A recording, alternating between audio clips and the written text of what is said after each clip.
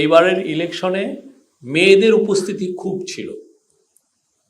মেয়েরা ভোট কেন্দ্রে গিয়েছে অনেকে, তারা এবং অনেক তরুণীরা আপনারা জানেন যে তারা অনেক ফেস্টিভ মুডে ছিল।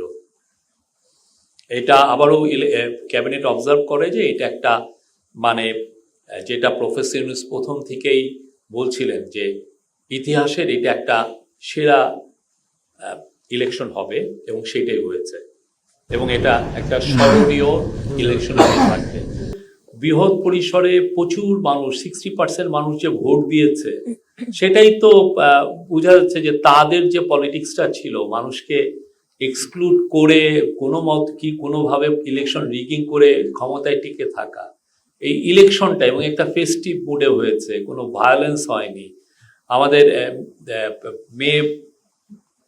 আমাদের নারীরা খুব বড় পরিসরে তারা ভোট দিতে পেরেছেন, আমাদের মাইনরিটি ভাই বোনরা ভালো ভোট দিতে পেরেছেন। এইটাই হচ্ছে তারা যে পলিটিক্সটা করেছে এত বছর, সেটার প্রতি এক ধরনের আমি বলবো যে তাদের অনাস্থা প্রকাশ, তাদের প্রতিবাদ। এবং এটা দেখেন, এটা কি ফেস্টিভ ছিল, এরকম ফেস্টিভ ইলেকশন আমি তো দেখিনি তেমন একটা।